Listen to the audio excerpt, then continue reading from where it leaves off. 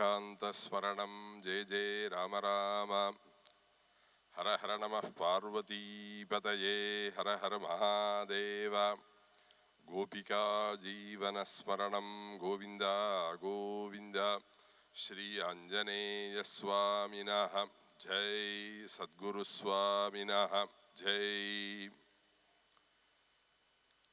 ओम स्मृते सकलकल्याणभाजनं यत्र जायते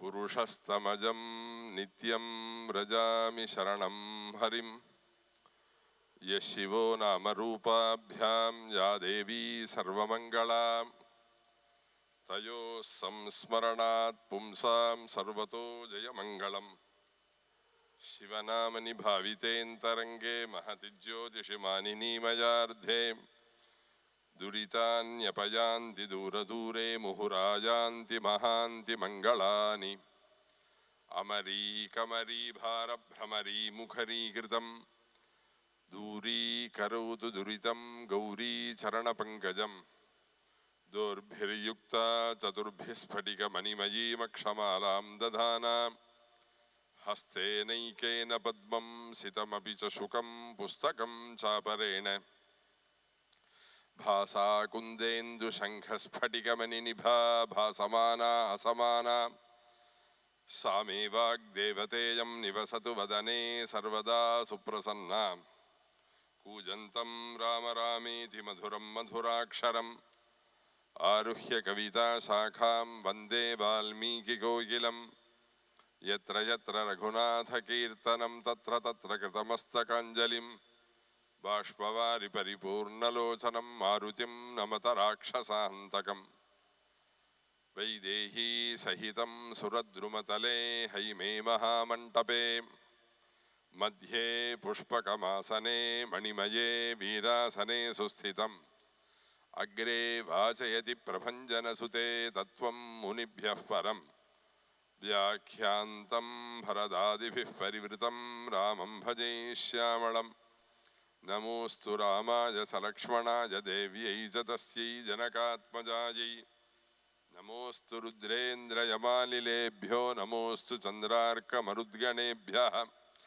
धर्मात्मा सत्यसन्धश्च रामो दाशरथिर्यदि पौरुषे च प्रतिद्वन्द्वः शरैणं जहि रावणिं ध्येयं सदा परिभवग्नमभीष्टदोहम् तीर्थास्पदं शिवविरिञ्चिनुतं शरण्यं भृत्यार्तिहं प्रणतपालभवाब्धिपोतं वन्दे महापुरुषते चरणारविन्दं भक्तवात्सल्यजलधेः परमानन्दरूपिणः अस्मदाचार्यराजस्य प्रपन्नोऽस्मि पदाम्बुजं त्र्यम्बकपुराधीशं गणाधिपसमन्वितं गजारूढमहं वन्दे शास्तारं कुलदैवतं बुद्धिर्बलं यशोधैर्यं निर्भयत्वमरोगता अजाड्यं वाक्पटुत्वं च हनूमत्स्मरणात् भवेत् न जानामि पद्यं न जानामि गद्यं न जानामि शब्दं न जानामि चार्थं चिदेकाषढास्या हृदि द्योतते मे मुखात् निस्सरन्ते गिरश्चापि चित्रम् दुर्वारं द्वादशारं त्रिशतपरिमिलषष्टिपर्वाभिवीतं सम्भ्राम्यत् क्रूरवेगं क्षणमनुजगदाच्छिद्य सन्धावमानम् चक्रन्ते कालरूपं व्यथयतु न तु मां त्वत्पदैकावलम्बं विष्णो कारुण्यसिन्धो पवनपुरपते पाहि सर्वामयौघात्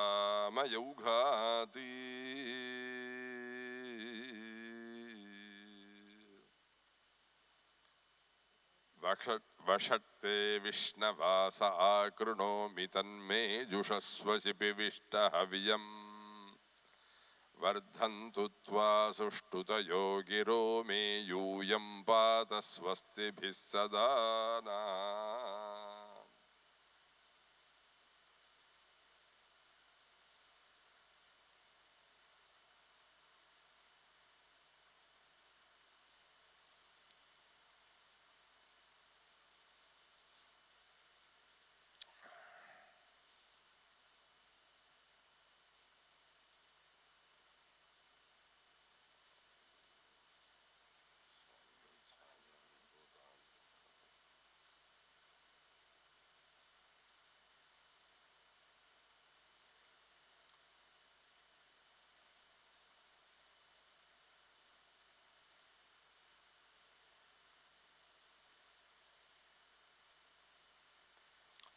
சர்வேஸ்வரனாலே சிருஷ்டிக்கப்பட்டதாயுள்ள இந்த கர்ம பூமியில எத்தனையோ ஜென்மாக்களுக்கு மத்தியத்துல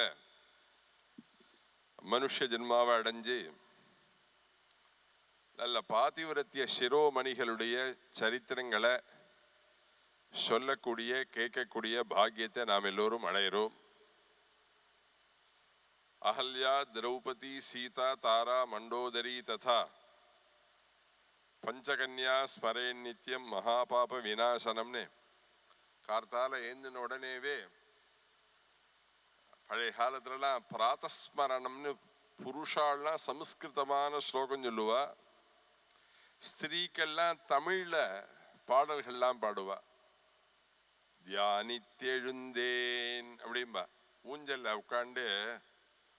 ஆமா, அதுக்கு ஒரு பாடல்கள்லாம் வரிசையா இருக்கு. இவ அவளை காலங்காலத்தால ஸ்மரிக்கிறது அப்படின்னு ஸ்மரிச்சுண்டு அப்படிலாம் பண்ற வழக்கம். ஆனா அந்த பதிவிரதைகள்லாம் நம்ம எல்லாம் என்ன நினைக்கிறோம், ஏதோ ஒரு இடத்துல ஒரு பொண்ணு வந்து பிறக்கிறாள், அப்புறம் அந்த பொண்ணை கல்யாணம் பண்ணி கொடுக்குறாள், அப்புறம் அவ குடும்பம் நடக்கிறது, அதுக்கப்புறம் அவளுக்கு குழந்தைகள்லாம் பிறக்கிறது, அப்புறம் எல்லாருக்கும் அன்ன ஆகாராதிகள்லாம் பண்ணி கொடுத்து கடைசியில் எல்லாருக்கும் கல்யாணம் பண்ணி வச்சுட்டு அப்புறம் எல்லாரும் மறைஞ்சுடுறோம் அப்படிங்கிற அளவு தான் மனசுல நம்ம தெரிந்து கொண்ட விஷயம். இதுக்கு மேல தெரிஞ்சுக்க வேண்டிய விஷயம் எவ்வளவோ இருக்கு. ஒரு பதிவிரதைக்கு எவ்வளவு பவர், அவளுக்கு எவ்வளவு சக்தி, அவளுக்கு எவ்வளவு, அவளால் என்னென்னலாம் முடியும். நீங்க ராமாயணம் கேட்டிருப்பேள், நிறைய ராமாயணம் சீரியல்லாம் பார்த்திருப்பேள், புஸ்தகம் எல்லாம் படிச்சிருப்பேள். அந்த ராமாயணத்துல சீதையை பார்க்கறதுக்காக ஆஞ்சநேய சுவாமி சமுத்திரத்தை தாண்டி எல்லா இடமும் தேடி கடைசியில அசோகவனத்துல வந்து சீதையை பார்த்தார்.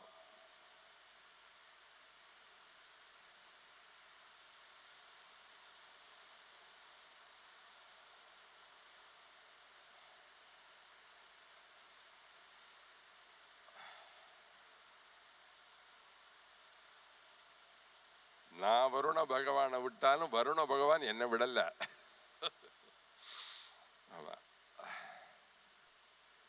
சீதையை வந்து பார்க்கிறார்.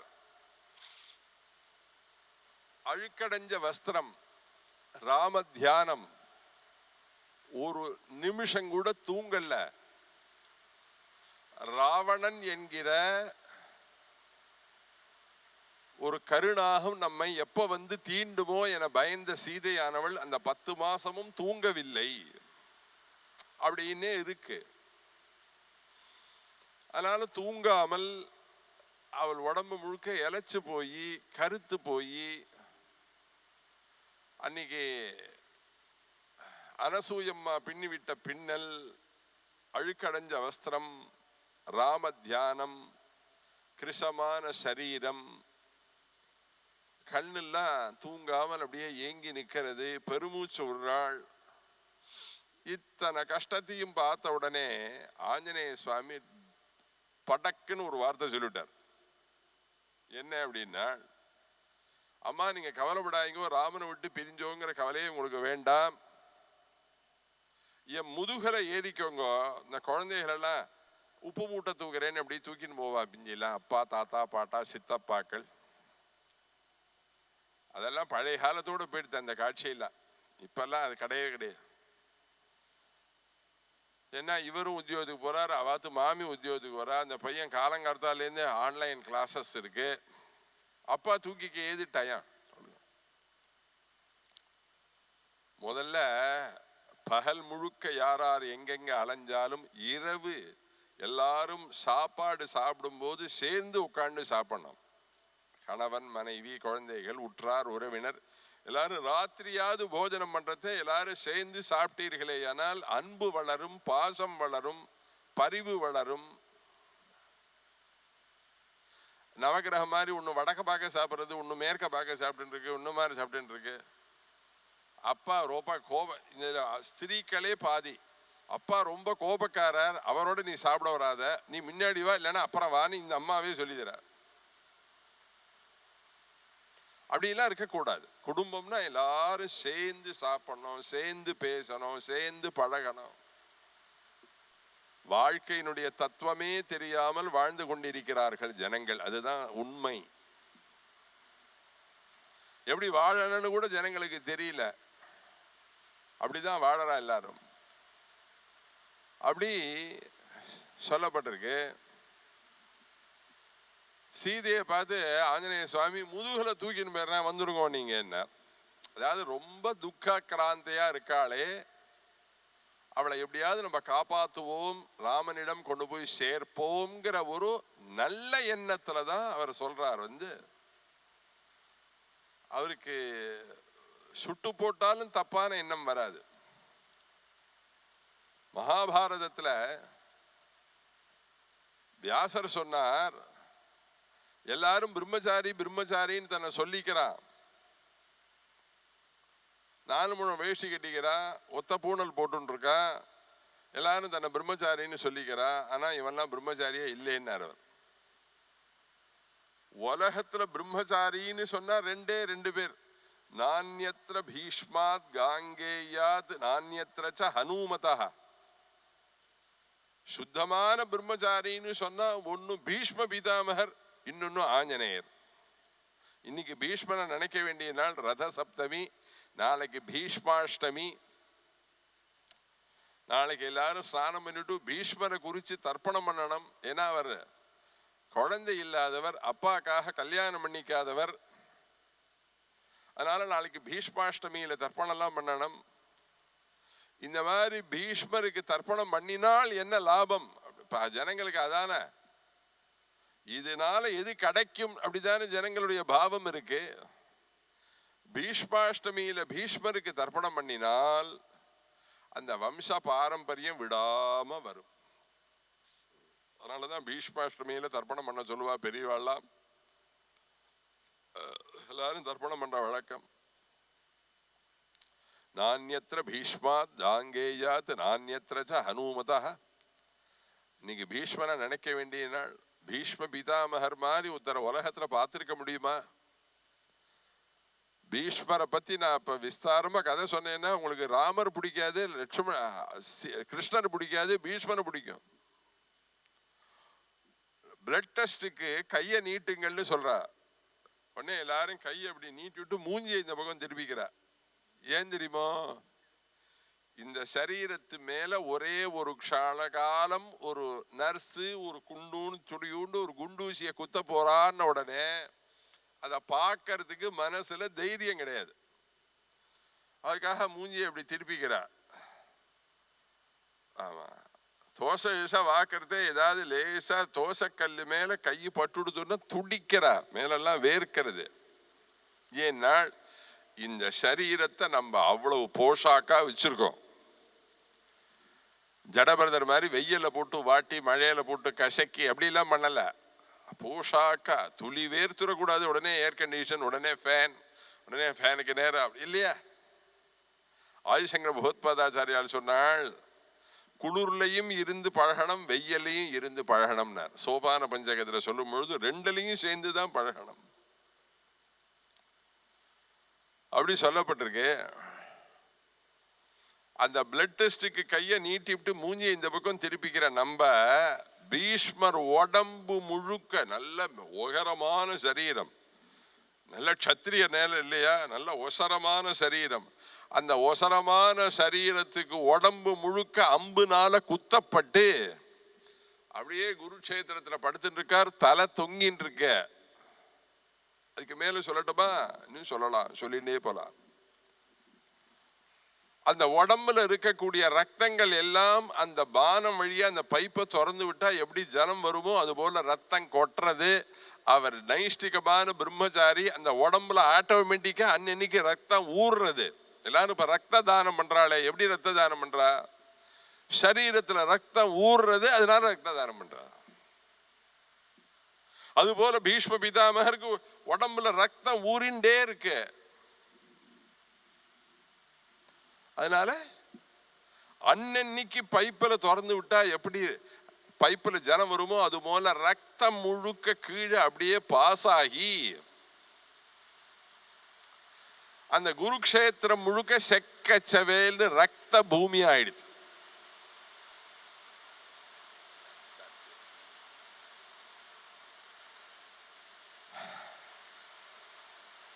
ரத்த பூமியா ஆயிடுச்சு அந்த பிரபஞ்ச அந்த இடம் முழுக்க, அந்த குருக்ஷேத்திரம் முழுக்க. அப்ப தர்மபுத்திரர் வந்து கேட்கிறார் பீஷ்ம பிதாமகர, உங்க அப்பா தான் உங்களுக்கு எப்ப விரும்பினேலோ அப்ப போகலாம்னு எழுதி கொடுத்துருக்காள், உங்களுக்கு வரம் கொடுத்துருக்காளே, எதுக்கு உரம்ல உயிரை வச்சுன்னு கஷ்டப்படுறேள்? உடனே அவர் சொன்னார், வாஞ்சிதஸ்து உத்தராயண, உத்தராயணம் பிறந்து போனா மோட்சம்னு சொல்லுவா பெரியவாள்லாம். நான் தட்சிணாயணத்துல கீழே விழுந்துட்டேன், இனிமே உத்தராயணம் போறது எல்லாரும் நாம் எல்லோரும் பீஷ்ம நிலை அடையணும். என்ன அப்படின்னார், எங்கேயோ புருஷாளாவோ பொம்மநாட்டியாவோ பணக்காரனாவோ ஏழையாவோ எப்படியோ வந்து பிறந்துட்டோம், ஆனா திரும்பி ஒரு அம்மா வயத்துல போய் பிறக்க கூடாது, இதோட முடிச்சுடணும். திரும்பியும் போய் ஒரு அம்மா வயத்துல போய் புனரபி ஜனனம் புனரபி மரணம் புனரபி ஜனனி ஜடரே ஜயனம்னு போய் படுத்துக்க கூடாது, இதோட முடிச்சுடணும். கிருஷ்ணா உன்னோட சேர்ந்தேன், உன்னோட ஐக்கியமானேன், அப்படி ஆயிடணும். அதுபோல பீஷ்ம பிதாமகர் அப்படி படுத்து நிற்கிறதே உத்தராயண புண்ணிய காலம், அதுக்காக தான் காத்துட்டு இருக்கேன் அப்படின்னு சொல்லி விஷ்ணு சஹஸ்ரநாமம், சிவ சஹஸ்ரநாமம் சொல்லி விஷ்ணு சஹஸ்ரநாமம் சொல்லி அப்புறம் கிருஷ்ணனை ஸ்தோத்திரம் பண்ணி அப்புறம் கிருஷ்ணனோட ஒன்றட கலந்தார்னு அவருடைய பீஷ்ம முக்தி இன்னைக்கு அதை சொல்லணும். இதி மதி ரூபகல்பிதா வித்ருஷ்ணா பகவதி சாத்வத புங்கவே விபூம்னி.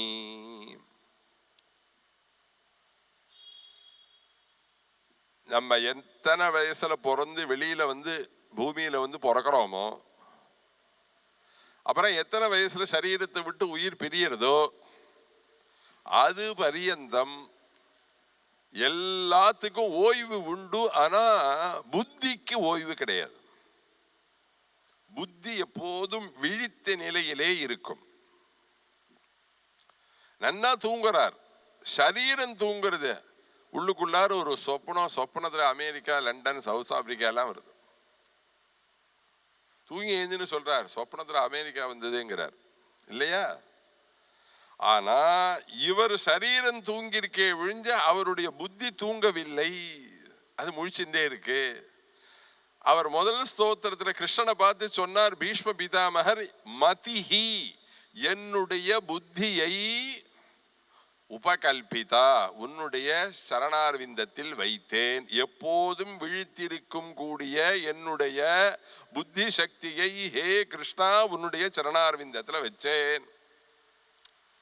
என்னுடைய மதி எப்பேற்பட்ட மதின்னு அவரே சொல்றார், வித்ருஷ்ணா மதிஹி, எந்த ஆசையும் படாததான என்னுடைய புத்தியை உன்னுடைய சரணார்விந்தத்தில் வைச்சேன்.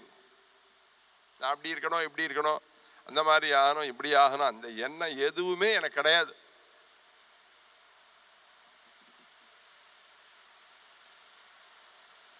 அப்படிலாம் சொல்றார். எதுக்கு சொல்ல வர, நானியத்திர பீஷ்மாத் காங்கேயாத் நானியத்திரச்ச ஹனுமதா.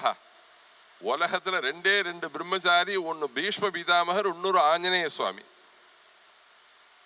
இவா ரெண்டு பேரை தவிர்த்து மூணாம் பேரை நான் பிரம்மச்சாரி என்று சொல்ல மாட்டேன். ஏன் அப்படின்னா, ஏதோ பிரம்மச்சரியத்தை விட்டு வெளியில போறது ஆனால் ஏதோ பொண்ணை கல்யாணம் பண்ணிக்கிறதுங்கிற அர்த்தம் இல்ல. மனசால கூட ஸ்திரீக்களை நினைக்காமல் இருப்பதே பிரம்மச்சரியம். ஒரு க்ஷண காலம் கூட தாரை எத்தாப்புல வந்து நின்னால் லட்சுமண சுவாமி மூஞ்சியை திருப்பி விட்டார். ஜகாம தாரா நமிதாங்க யஷ்டிஹி சுலக்ஷணா லக்ஷ்மண சந்நிதானம் ஜகாம தாரா நமிதாங்க யஷ்டிஹி. லட்சுமண சுவாமி கீழே குனிஞ்சின்றான். அந்த தாரை சொன்னா லட்சுமணனை பார்த்து, லட்சுமணா என்னை பார்த்த உடனே மூஞ்சியே திருப்பிண்டையே, ஒன்ன மாதிரி ஒரு மகாத்மா உலகத்துல உண்டோ லட்சுமணா? உலகத்துல ஜெயிக்க முடியாதது ரெண்டு, ஒன்னு காமம், ஒன்னு கோபம். நீ காமத்தை ஜெயிச்சுட்டா, இன்னும் கோபத்தை ஜெயிக்கல, கோபத்தோட நிற்கிறாய். கிங்கோப மூலம் மனுஜேந்திர புத்திரா. இதுக்கு சொல்ல வர, அவ சொன்னா தார, நான் அலங்காரம் பண்ணிட்டு வாசலை நின்னா, ஒரு சன்னியாசி ரோட்டோட போனா ஒரு தடவை பார்த்தவர் திரும்பி இன்னொரு தடவை பார்த்துட்டு வேணா நாராயண நாராயணான்னு போவரே ஒழிய, பார்த்தது போறோம்னு தோணாது. என்னுடைய உருவம் அப்படி இருக்கிற என்ன பார்த்துட்டு மூஞ்சியை திருப்பிண்டையே ஒன்ன மாதிரி தீரன் உலகத்துல உண்டானாள். அது போற மனசால கூட ஸ்திரீக்களை நினைக்காமல் இருப்பதே பிரம்மச்சரியம். அது மாதிரி உலகத்துல இருந்தவா ரெண்டு பேர், ஒன்னு பீஷ்மர், இன்னொன்னு ஆஞ்சநேயர். அப்பேற்பட்ட ஆஞ்சநேயர் சீதையை பார்த்து முதுகலை ஏறிக்கோங்க, கொண்டு போய் விட்டுறேன்னார். இது ரொம்ப அன்பு மேலிட்டு இருக்கிறவாளுக்கு வார்த்தைகள்ல சில தவறுதல் ஏற்படுறது சகஜம். சில பேர் என்ன பண்ணுவான் தெரியுமோ, பிளான் பண்ணிட்டே வருவான். இவா இப்படி கேட்டா நம்ம இப்படி பதில் சொல்லணும், மூஞ்சியை எப்படி வச்சுக்கணும், கோபம் இல்லாம வச்சுக்கணும், சிரிச்ச மாதிரி பார்த்துக்கணும், அப்படி இப்படின்னு ஒரு ஒத்திகையெல்லாம் ஆத்துல ஈத்துல முத்தி பூர்வமா போட்டுண்டு அவன்லாம் வேஷக்காரன். ஸ்வச்சந்தமா நமக்கு என்ன தோன்றதோ அது அப்படியே சொல்றானே, அவன் தான் யதார்த்தகாரியவன். அவன் தான் அப்படிதான் இருக்கிறவன். ஆஞ்சநேய சுவாமி பட்டுன்னு என்ன சொன்னார் சீதையை பார்த்து, சீதாம்மா நீங்க முதுகலை ஏறிக்கொள்ளுங்கள்னார். சீதை சொன்னா, அட பைத்தியமே, நீ கபியோல்லையோ குரங்கோல்லையோ, அதனால இந்த மாதிரி வார்த்தையை நீ சொல்லிவிட்டாய். இன்னொருத்தர் முதுகலை ஏறி பிரயாணம் பண்ணலாமா? இந்த 1000 மைல் சமுத்திரத்தை தாண்டிண்டே போயிட்டே இருக்கிறதே, திடீர்னு சரீரம் இழைச்சு போய் துவண்டு போய் குபீன்னு நான் சமுத்திரத்தில் விழுந்துட்டேன்னா என்ன பண்ணுவாய் அப்படின்னா உடனே ஆஞ்சநேய சுவாமியை பார்த்து, நீ சாதாரண குரங்குன்னு உடனே ஆஞ்சநேயர் கோவம் வந்துடுச்சு. என்னை பார்த்து சாதாரண குரங்குன்னு சொன்னேன்ல, இப்ப பாருங்க என்னுடைய விஸ்வரூபத்தை காமிக்கிறேன்னு பிரம்மாண்டமா ஆகாசத்துக்கும் பூமிக்கும் அளவலாவியதான ஒரு பெரிய பஞ்சவட்டி ஆஞ்சநேயர், நங்கநல்லூர் ஆஞ்சநேயர், அது மாதிரி பெரிய பெரிய ஆஞ்சநேயரா ஆகி அப்படி எதிர்த்தாப்புல நின்னார். சீதை எனக்கே பயமா இருக்குப்பா, பழையபடி ஆஞ்சநேயரா ஆயிடுனாள். அப்புறம் பேட்டு வரைன்னு சொல்றதே தன்னுடைய அடையாளங்களை சொல்லும் பொழுது தான் போட்டு இருந்த சூடாமணியை கையில கொடுத்தாள். மணிவரம் உபகிருஹ்யதம் மகாரிகம் ஜனகநிருபாத்மஜயா திருதம் பிரபாவாதி கிரிரிவ பவனாவதூத முக்தஹ. மணிவரம் உபகிருஹ்யதம் மகார் ததோ வஸ்திரகதம் முத்வா. இந்த வஸ்திரத்துல ஒரு ஓரமா முடிச்சு போட்டு இருந்தா, இந்த 4 ரூபா 8 நாளாம் பாட்டிலாம் ஸ்நானத்துக்கு போறதே கொடுக்கறதுக்காக வச்சுட்டு இருப்பா. அது மாதிரி வஸ்திரகதம் துளியுண்டா வஸ்திரத்துல வச்சிருந்ததான மணி, அந்த மணி சூடாமணியை அவங்க ஆஞ்சநேயர் கையில கொடுத்தா. அந்த மணியை கையில வாங்கின உடனே அது நாச்சியார் கோவில் கருடன் மாதிரி கொடுக்கறதே துளியுண்டா இருந்தது. அப்புறம் நாழியாக நாழியாக நாழியாக நாழியாக அந்த சூடாமணியை தூக்க முடியல. ஆஞ்சநேயர் இப்படி தடுமாறுறார். பெரிய பூகம்பத்துல மலையெல்லாம் இப்படி ஆடும் பத்தேல, பூமியெல்லாம் சுருளும் உருளும். அப்படி சுருண்டு உருளும் போது அப்படி பூமி தாண்டுமே, அப்படி மலையெல்லாம் நகருமே. அந்த மாதிரி அவளுடைய சூடாமணியை தூக்க முடியாமல் ஆஞ்சநேய சுவாமி தடுமாறினார்னு சுந்தரகாண்டம். இதுக்கு என்ன தத்துவம் அப்படின்னா, என்ன தூக்கின்னு போறேன்னு சொன்னையே, நான் கொடுத்த சூடாமணியை முதல்ல உன்னால தூக்க முடியுமான்னு பாடுறானுமன்னு. அப்புறம் என்ன தூக்கத்தை பத்தி யோசிக்கலாம். நான் பூமியோட பொண்ணோள்ளி அவள், நான் கொடுத்த ஒன்னால முதல்ல தூக்க முடியுமான்னு பாரு, அப்புறம் என்ன தூக்கத்தை பத்தி பார்க்கலாம். அப்ப ஆஞ்சநேயர் ஆடினார் அப்படின்னு சொன்னா, ஆஞ்சநேயர் எவ்வளவு மகத்துவமா உள்ளவர். அவரே சீத்தை கொடுத்ததை தூக்க முடியல. என்ன ஆஞ்சநேயர் எப்பேற்பட்ட மகத்துவத்தை உடையவர் அப்படின்னா, ராமாயணத்துல யுத்த காண்டத்துல சக்தியாயுதத்தால ராவணேஸ்வரன் லட்சுமணனை அடிச்சு கீழே தள்ளிவிட்டான். லட்சுமணன் கீழே கிடக்கான். அங்கேருந்து ராவணன் என்ன பண்ணினான், அந்த லட்சுமணனை எப்படியாவது தூக்கின் போடுவோம்னு மெதுவா லட்சுமணனை தூக்கறான். தூக்க முடியல. யுத்த காலத்துல லட்சுமணனை தூக்க முடியல. அதை பார்த்துட்டே இருந்த ஆஞ்சநேய சுவாமி கிட்டக்க வந்தா ராவணனை ஒரு அரைஞ்சா நேர்றாஜண்ட அப்படியே குழந்தைய தூளியிலேருந்து தூக்குவாளே அந்த மாதிரி லட்சுமண சுவாமியை தூக்கி தோல் மேல போட்டுன்னு போயிட்டார் ஆஞ்சநேய சுவாமி. ராவணனால அசைக்க முடியாமல் இருந்திருக்கக்கூடிய லட்சுமணனை ஆஞ்சநேய சுவாமி சர்வ சாதாரணமா தூக்கினார். சரி, ராவணன் எவ்வளவு வலிமை வாய்ந்தவன் அப்படின்னா, புஷ்ப விமானத்துல அப்படியே போயிட்டே இருக்கிறச்சே தடியில கீழே ஒரு திடீர்னு ஒரு மலை குறுக்கிட்டதே, ஏதோ மலை குறுக்கிறதேன்னு அப்படி எட்டி பார்க்கறான். கைலாசம். இந்த கைலாச மலையை அழகா பிரதர்ஷனம் பண்ணி போவிடாதோ, படான்னு இறங்கினான். அவனுக்கு அவமானம். எது நடுப்புல இருக்கோ அதை நிறவிண்டு போவான் அவன், கஜேந்திரன் மாதிரி. அந்த நகுந்தி இப்படி சைடு வழியா போய் அந்த சைடு வழியா போனா அவமானமா நினைப்பான் அவன். அதுக்காக என்ன பண்ணினா, கீழே இறங்கினா தன்னுடைய 20 கைகளால கைலாச பர்வதத்தை அப்படியே அசைக்க ஆரம்பிச்சான். இன்னைக்கும் சில பேர்லாம் சொல்றா, கைலாசம் போயிட்டு வரேன், ராவணன் தூக்கின சுவடு எல்லாம் தெரியுது அப்படின்னு. 20 கையால கைலாச மலையையே பேக்க தெரிஞ்சவனானே. ஆனா அவன் எவ்வளவு சக்தி வாய்ந்தவன் ராவணன். நம்ம ஏதோ ராவணன் சக்தி வாய்ந்தவன் சொல்றோம். கார்த்தவீர்யார்ஜுனன் கீழே விழுந்து அவன் தலையில கழுத்துல மாட்டின்ற ஒரு குண்டலத்தை அசைக்க முடியலையா ராவணனால. அப்படின்னா கார்த்தவீர்யார்ஜுனன் எவ்வளவு மகிமை வாய்ந்தவன். கார்த்தவீர்யார்ஜுனனுக்கு 5000 கைகள். கார்த்தவீர்யார்ஜுனோ நாம ராஜா பாஹு சஹஸ்ரவான். 1000 கைகள். கார்த்தவீர்யார்ஜுனனுக்கு 1000 கைகள். 1000 கைகள் இருந்தா எவ்வளவு சௌரியம். இந்த பக்கம் பூ பறிக்கலாம், இந்த பக்கம் சந்தனம் அரைக்கலாம், இந்த பக்கம் குக்கர் அனுப்பலாம், இந்த பக்கம் பூஜைக்கு புஷ்பம் எடுக்கலாம், எவ்வளவு பண்ணலாம். இந்த 2 கையிலேயே ஏதாவது ஒண்ணு பில்லங்க ஆயிடுச்சுன்னா சித்த சிரமமா இருக்கு. ஏன்னா பழகினது அப்படியே பழகி இருக்கும் இல்லையா, இன்னொன்னு கொண்டு வர முடிய மாட்டேங்கிறது. ராஜா பாஹு சஹஸ்ரவான், 1000 கைகள் உடையவன். ஒரு சமயம் நர்மதா நதியில பெரிய பிரவாகம் வந்தது. அந்த பிரவாகத்தை கட்டுப்படுத்தணும்னு எல்லாரும் சிரமப்பட்டா. கார்த்தவீர்யார்ஜுனன் வந்தா, இந்த சிமெண்ட் கல்லெல்லாம் போட்டுக்க வேண்டான்னு தன்னுடைய 1000 கையில அப்படியே நிறுத்தினா நர்மதை அப்படியே நின்னுடுச்சு. துளியுண்டு ஜலத்தை அப்படி கையால தடுத்தா எப்படி அது போகாமல் இருக்குமோ, அது போல 1000 கைகளால நர்மதா ஜலத்தையே போக விடாமல் தடுத்தவன் கார்த்தவீர்யார்ஜுனன். கார்த்தவீர்யார்ஜுனனுடைய ஒரு காதில் இருந்த குண்டலத்தை நகர்த்த முடியல ராவணன். ராவணன் இமயமலையை நகர்த்த பார்த்தவன். ராவணனால தூக்க முடியாம உள்ள லட்சுமண சுவாமி ஆஞ்சநேய சுவாமி அசால்ட்டா தூக்கினார். இத்தனை மகிமை வாய்ந்ததான ஆஞ்சநேய சுவாமிக்கு சீதை கொடுத்திருக்க கூடியதான ஒரு சூடாமணிய கையால வாங்கிக்க முடியல.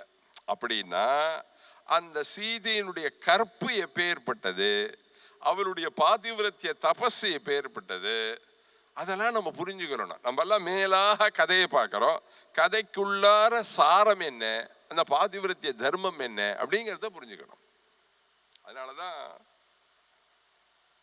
நிறைய பிரவச்சனத்துல இந்த மாதிரியான கதைகள் எல்லாம் சொல்லி பதிவிரதா தர்மம்னா என்ன அப்படின்னு தெரியணுங்கிறதுக்காகத்தான் சொல்றோம். அதுல இன்றைய சரித்திரத்துல அற்புதமான ஒரு சரித்திரம், ஹேமலதா உபாக்கியானம்னு ஒரு சரித்திரம். இப்ப நான் சொல்ற கதைகள் எல்லாம் 18 புராணங்கள்ல ஒவ்வொரு புராணங்கள்ல ஒவ்வொரு கதைகள்லாம் இருக்கு. அதுல பழைய காலத்துல, அந்த காலத்துல துர்வாசஸ்ன்னு ஒரு ரிஷி. அந்த துர்வாசஸ்ங்கிறவர் எப்ப பார்த்தாலும் கோபப்படக்கூடியவர், கோபமே உருவானவர். அவருக்கு கோபம்னா ரொம்ப பிடிக்கும். யாரையாவது பார்த்தா சபிச்சுருவர், படக்கு புடக்குன்னு சபிச்சுருவர். இப்பவும் யாரை பார்த்தாலும் ஏதாவது குறை சொல்லி கோபப்பட்டுட்டே இருந்தா அவரை பார்த்து அவர்கிட்டக்கு போகாதீங்க, அவர் துர்வாசஸ்ம்பா வைதிகெல்லாம். அவர்கிட்டக்கு போகாதீங்க, அவர் துர்வாசஸ் அவர் அப்படின்பா. அப்பேற்பட்டவர் துர்வாசஸ். அந்த துர்வாசஸ்கிட்ட பிருஹத்சேனன் அப்படின்னு ஒரு சிஷ்யன் இருந்தான். அவர்கிட்ட வேதம், சாஸ்திரம், புராணம் எல்லாம் கத்துக்க கூடியவன் அந்த பிருஹத்சேனன். அந்த பிருஹத்சேனனை எப்ப பார்த்தாலும் அவர் சுஷ்ரூஷ பண்ணிட்டே இருப்பான். அவருடைய பூஜைக்கு புஷ்பம் எடுத்து வைக்கிறது, சந்தனம் எடுத்து வைக்கிறது, அவருடைய வஸ்திரங்களை துவச்சு போடுறது, அவருக்கு விசிறது அப்படின்னு அவருக்கு எல்லா பணிவிடைகளும் செய்யக்கூடியவன் அவன். சாஸ்திரத்திலே என்ன போட்டிருக்கு? குரு சுஷ்ரூஷயா வித்யா, குருவுக்கு பணிவிடை செய்து வித்தையை கற்றுக்கொள்வாயாக. பணிவிடை செய்து கத்து கொடுத்தோங்கிறது எப்படின்னா,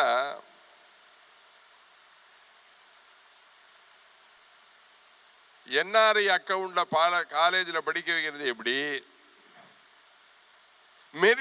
மெரிட்ல சீட்டு கிடைச்சது படிக்கிறது எப்படி, மெரிட்டில் உள்ளவன் ரொம்ப பொறுப்பாக ராத்திரி பகலாக கஷ்டப்பட்டு படிச்சு அப்படி வரக்கூடியவன். இவன் வெளிநாட்டில இருந்து பணத்தை அனுப்ப போறான், அந்த குழந்தையும் சர்வசாதாரணமா படிக்கும். கஷ்டப்பட்டாதான் அதனுடைய அந்த வித்தைக்கு அழகு, பெருமை. அதுக்காக அவருக்கு சிசூஷ பண்ணிட்டு அவரோடைய இருக்கார். அப்படி சிசூஷ பண்ணிட்டு இருக்கும் பொழுது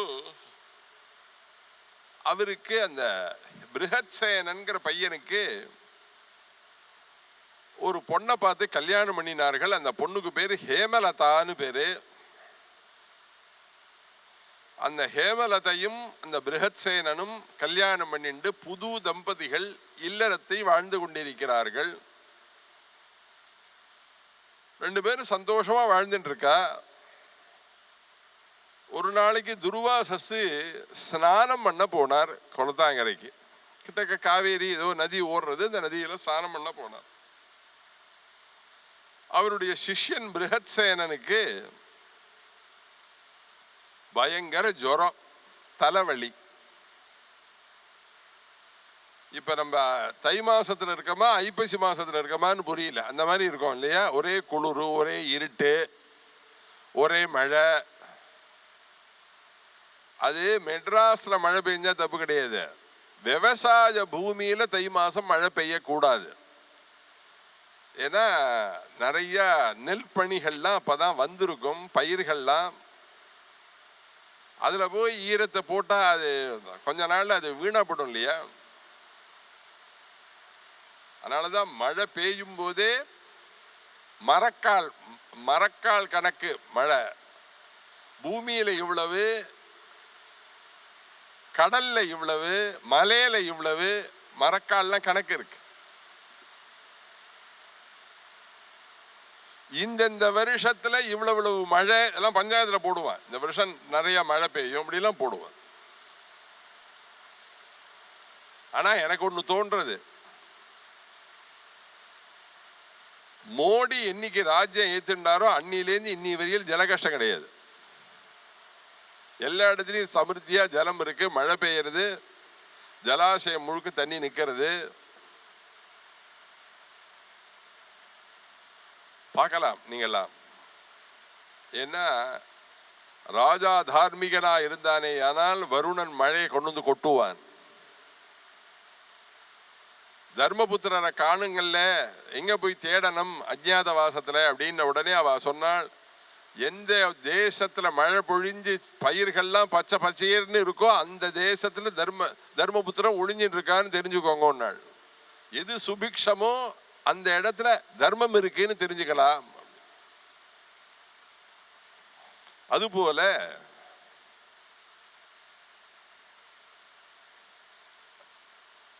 அன்னைக்கு அவனுக்கு நல்ல ஜுரம். அந்த பிருஹத்சேனன்கிற பையனுக்கு, நல்ல சிஷ்யனுக்கு நல்ல ஜுரம். இவரோ ஸ்நானம் பண்ண போயிட்டார். ஸ்நானம் பண்ண போறதே பிருஹத்சேனனை பார்த்து, என்னோட அக்னிஹோத்திர அக்னி இருக்கே, உபாசன அக்னி இருக்கே, இந்த அக்னியெல்லாம் நீ மூட்டி வெயி, நான் அக்னிஹோத்திரம் பண்றேன் அப்படின்ட்டு போயிட்டார். அக்னிஹோத்திரம் பண்றது ரொம்ப சிரமம். ஏன்னா ஒரு பிரதானமா ஒரு அக்னி இருக்கும். அந்த அக்னியிலேந்து 3 அக்னியா மாத்தணும், பிரிச்சு எடுக்கணும். அதுலேருந்து ஒரு அக்னியை எடுத்து தட்சிணாக்னியா தென்னண்ட வைக்கணும். ஆகவனீயத்துல கொண்டு போய் ஒண்ணு வைக்கணும்.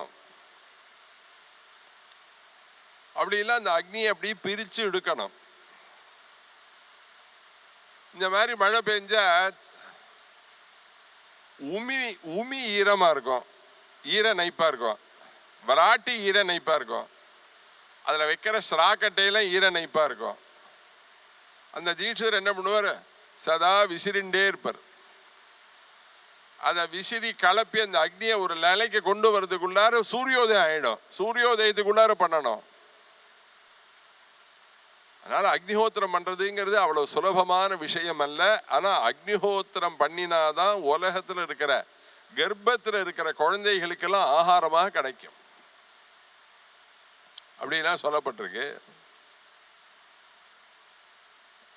அப்ப இந்த அக்னியை மூட்டி வெயின்னு போயிட்டார் இல்லையா. அவர் இவன் வந்தான், இவனுக்கு ஒரே ஜுரம், தலைவலி. காலங்காலத்தால ஸ்நானம் பண்ணி தலையெல்லாம் ஒரே ஈரம். மழை காலம் போல இருக்கு, ஒரே எங்க பார்த்தாலும் ஈரமா இருக்கு. அக்னி சரியா பிடிச்சிக்கல.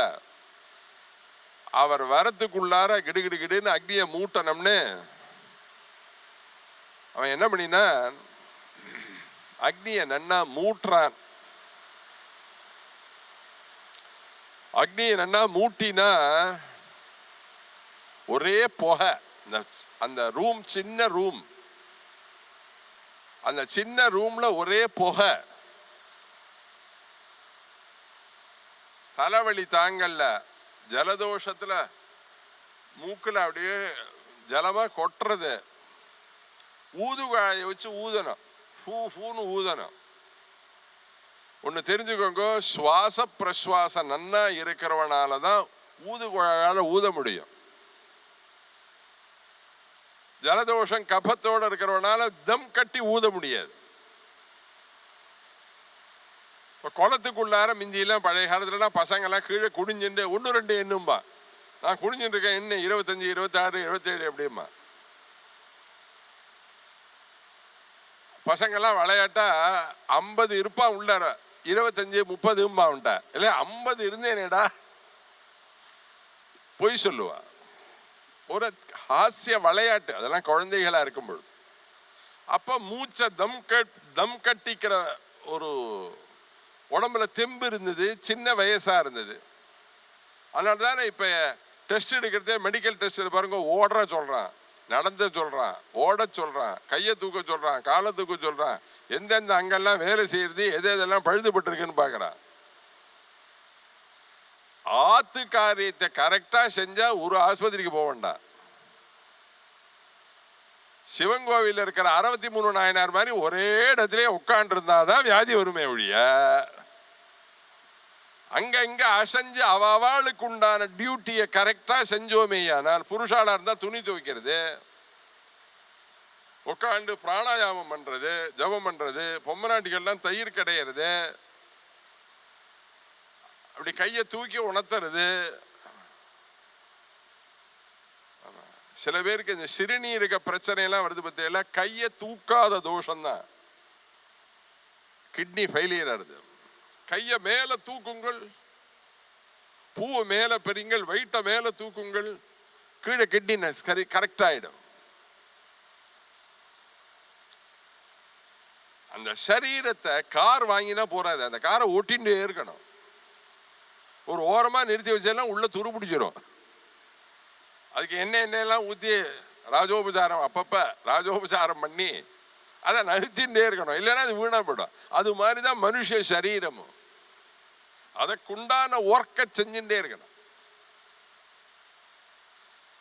இவனால மூச்சு தம் கட்டி ஊதி அந்த அக்னியை பலப்படுத்த முடியல.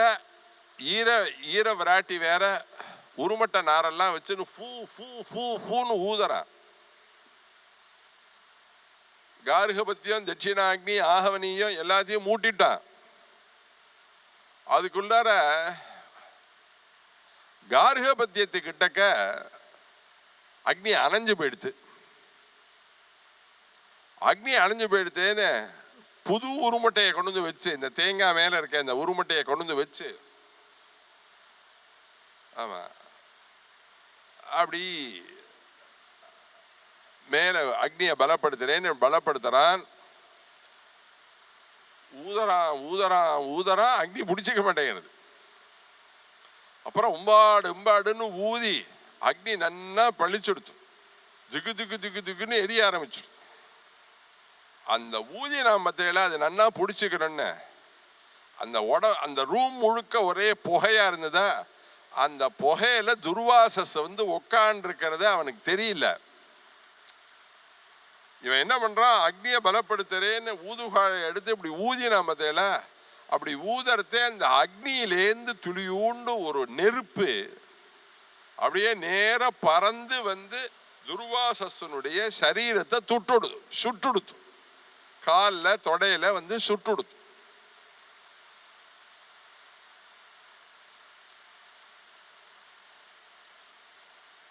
அந்த அக்னி வந்து மேல விழுந்து சுட்டுடுத்துன்னு உடனே பரம கோபம் வந்துடுது துர்வாசஸுக்கு. பொதுவாவே துர்வாசஸ் கோபக்காரர், இதுல வேற புகை மண்டலத்துல வந்து உட்கார்ந்து இருக்கார்.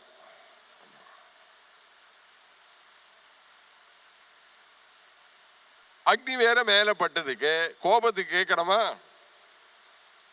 அப்படி மேல பட்ட உடனே துடிச்சு போன அவர் என்ன பண்ணினார், ஏண்டா நான் வந்து உட்கார்ந்துருக்கேன் குருநாதர், நான் வந்து உட்கார்ந்துருக்கிறது கூட தெரியாம நீ அக்னியை மெந்து மேல போடுறியா? சில சிஷ்யனை விசிறான்னு சொன்னா வாத்தியார் மேல கோபத்துல என்ன பண்ணுவான், விசிறினே அடிப்பான் முதுகப்பட்டே. அதாவது விசிறினதான் கணக்கு, ஆனா அடி விழுறது தீர்மானம். அவன் ஒரு நாளைக்கு அடிச்சுட்டு இருந்தான் விசிறா மாதிரி. அவர் வாத்தியார் என்ன சொன்னார், அப்படி திரும்பி பார்த்து சிஷ்யனை எண்ணிக்கையோடான்னார். இதான் எண்ணிக்கை தவறிப்பட போறத எண்ணின்ற அடிய 100 150 எண்ணி அடிச்சு முடிச்சுருன்னார். அது மாதிரி இந்த அக்னி மேல விழுந்த உடனே பரம கோபம் வந்துடுது அவருக்கு.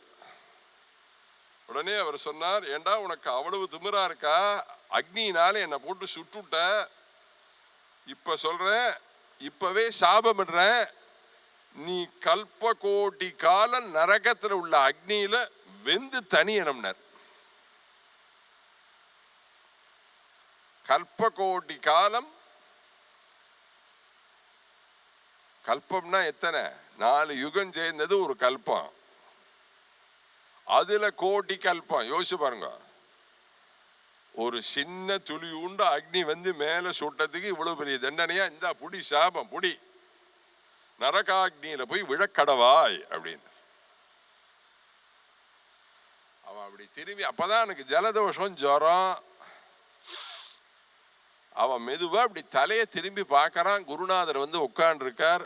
அவர் மேல அதை பட்டதே அவனுக்கு தெரியாது. அவன் அக்னியை நினைச்சுன்னு ஊதுவாழால ஊதறான்.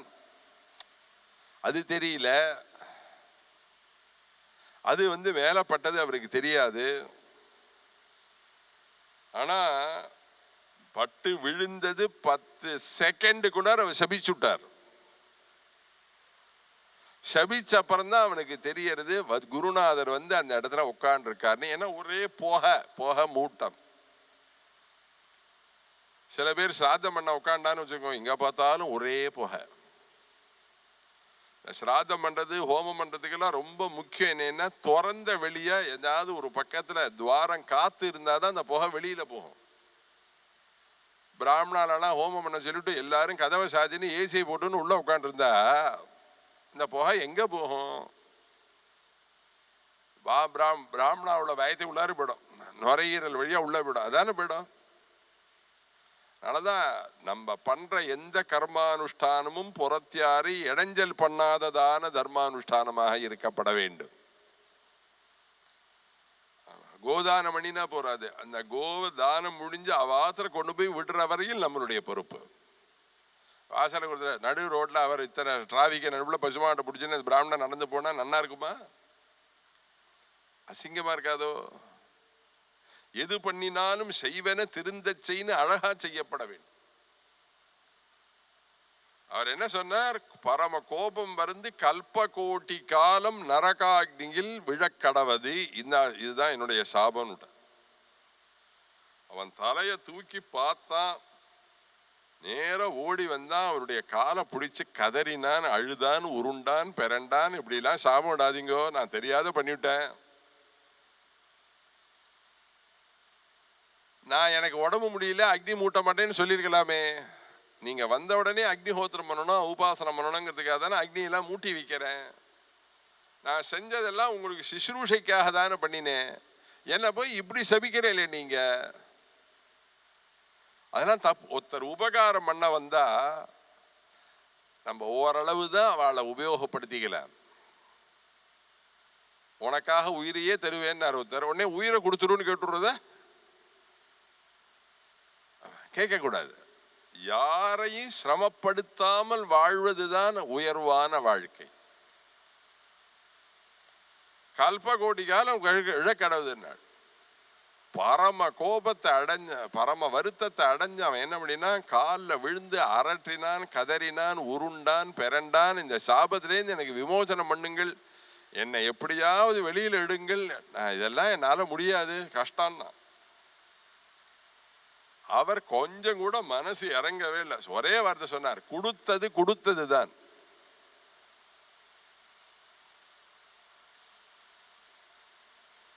பாகவதத்திலேயே சுகபிரம்மன் சொல்றார், பரீட்சித்து உனக்கு நான் பாகவதத்தை 24 மணி நேரம் 7 நாள் சொல்லலாம், ஆனா அந்த ரிஷிகுமாரன் இட்ட சாபத்தை என்னால ஒன்றும் பண்ண முடியாது. சாபம் இட்டதுதான், அதை ஒன்றும் மாற்றத்துக்கே வழி கிடையாது. அவர் சொன்னார், முடியவே முடியாது.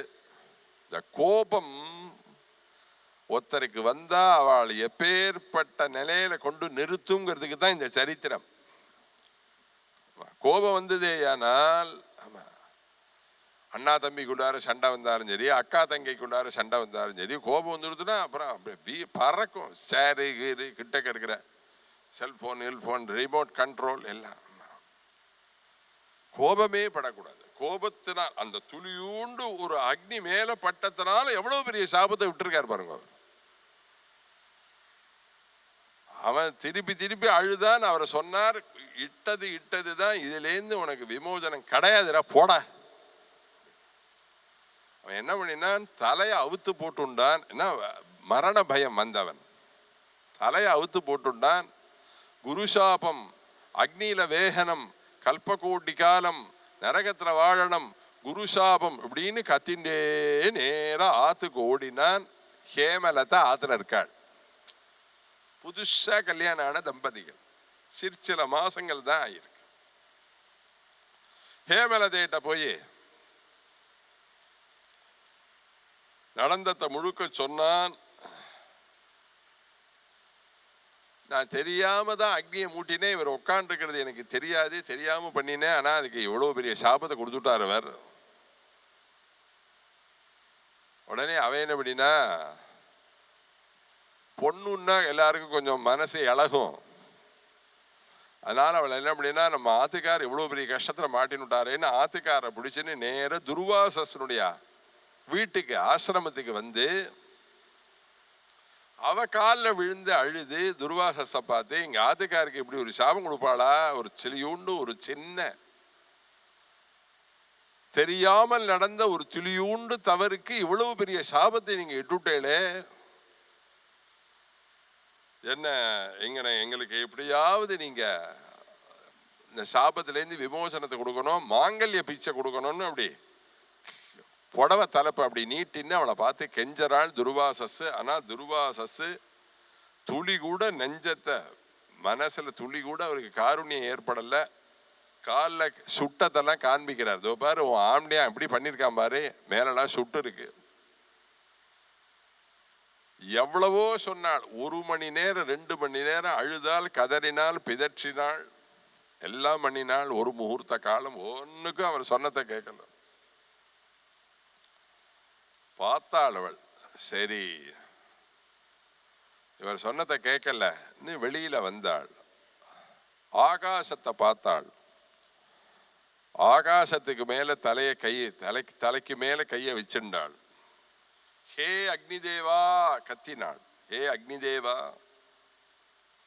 நான் வாஸ்துவமாவே பதிவிரத உத்தமிங்கிறது சத்தியமாக இருக்குமே, ஆனால் ஹே அக்னி பகவானே, நீ சுட வேண்டாம், இனிமே நீ குளிர்ந்து விட வேண்டும். நீ சுட்டாதானே எங்க ஆத்துக்காரர் வேக முடியும். நீ எரியக்கூடாது. இந்த க்ஷணத்திலேருந்து அக்னி சுடக்கூடாது, குளிர்ந்து போகணும். அது மாத்திரமில்ல, ஃப்ரிட்ஜில் வச்ச ஐஸ் கட்டி மாதிரி இருக்கணும் அக்னிங்கிறது. இனிமே சுடக்கூடாதுன்னு.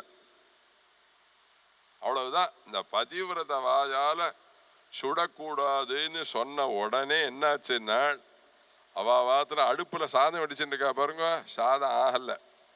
அக்னி சுடலையோ இல்லையா? அக்னி சுடல்ல. அது மாத்திரமல்ல, ஹோம குண்டத்துல அக்னி மூட்டி இருக்கா பார்த்தீங்களா, அதெல்லாம் கொழக்கட்டையெல்லாம் அப்படியே இருக்கு. ஹோம குண்டத்துல அக்னி சுடல்ல. யாகசாலையில யாகம் பண்ணிட்டு இருக்காளே, அங்கெல்லாம் அக்னி சுடல்ல. இது கூட பரவாயில்ல. சரீர சம்ஸ்காரத்துக்காக அக்னி மூட்டுறாளே, அங்கேயும் சுடல்ல. எங்கேயும் அக்னி சுடல்ல. அது மாத்திரமல்ல, பரமசிவன் கையில ஒரு அக்னி கபாலம் வச்சுருக்காரு, அது சுடல்ல. பரமசிவனுக்கு வந்தே சூரிய சசாங்க வன்னி நயனம் வந்தே முகுந்த பிரியம்னு 3வது கண் அக்னி இருக்கு, அந்த அக்னி சுடல்ல. அது மாத்திரமில்ல, பிரம்மா தகைச்சார், பிரம்மதேவன் தகைச்சான், இந்திரன் தகைச்சான், மகாவிஷ்ணு தகைச்சார், எல்லாரும் தகைச்சார்கள். என்னடா அது, அக்னியே சுடல்லையே. ஒரு பதிவிரத்தை சொன்னா அந்த அக்னி சுட்டுடுமா? சுடாது. சுடவே சுடாது. எப்படி சுடும்? போஜராஜன்னு உஜ்ஜயினி தேசத்தை ராஜ்யமாண்டான் போஜராஜன். இந்த போஜராஜன் மாறு வேஷத்துல தேசத்துக்குள்ளார வந்து தன் ராஜ்யத்துல எல்லாரும் சௌரியமா இருக்காளான்னு அப்பப்ப வந்து மாறு வேஷத்துல வந்து பார்ப்பான்.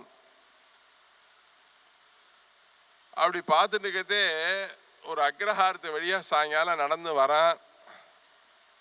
நடந்து வரதே ஒரு அபூர்வமான சீன் ஒண்ணு நடந்தது. அதை பார்த்து பிரமிச்சான். என்ன அபூர்வமான சீன் அப்படின்னா, ஒரு பிராமணன் விவசாயி, வயல்ல விவசாய கிருஷி எல்லாம் பண்றான். சாயங்காலம் 5 மணி இருக்கும். திரும்பி வரான். தலையெல்லாம் ரொம்ப வலிக்கிறது, தலை சுத்தலா இருக்கு, ஜுரம் வரும் போல உடம்பெல்லாம் கொதிக்கிறது.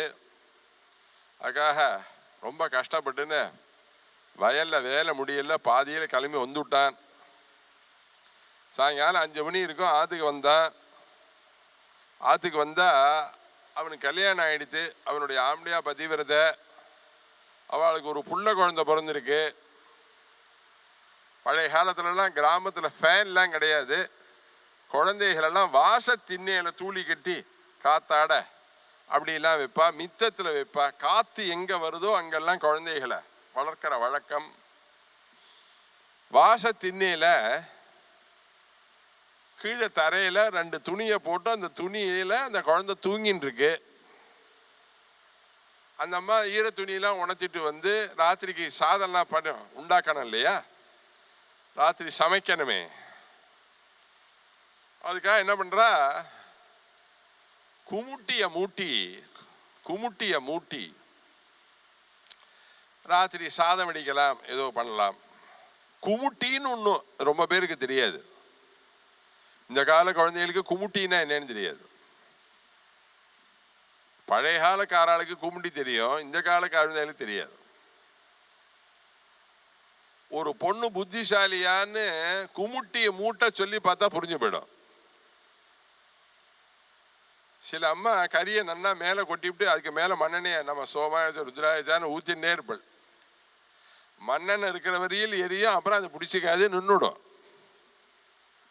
புத்திசாலியாக இருக்கிறவோ என்ன பண்ணுவோம் தெரியுமா, அடியில் நிறையா தேங்காய் நாரெல்லாம் அடியில் வச்சு, அதுக்கப்புறம் இந்த தினமலர் தினத்தஞ்சி மாதிரி பேப்பரெல்லாம் அடியில் வச்சுவிட்டு, அதுக்கு மேலே சின்னதான கறி எல்லாம் மேலே போட்டுவிட்டு, இவ்வளோ தூரத்துக்கு ஒரு பெரிய பேப்பர் எடுத்து நல்லா ஒரு முழத்துக்கு அப்படியே சுருட்டிவிட்டு ஒரு மூலையில் பிடிச்சின்னு இப்படி அடியில் வச்சா இந்த அக்னியானது மேலே போய் அந்த பேப்பரை பிடிச்சிண்டு அதுக்கு மேலே உருமட்ட நாரில் பிடிச்சிண்டு அதுக்கு மேலே இருக்கிற கறியில் பிடிச்சிண்டு ஒரு 10 நிமிஷத்தில் பார்த்து எல்லாம் குமுட்டி பளபளன்னு எரியும்.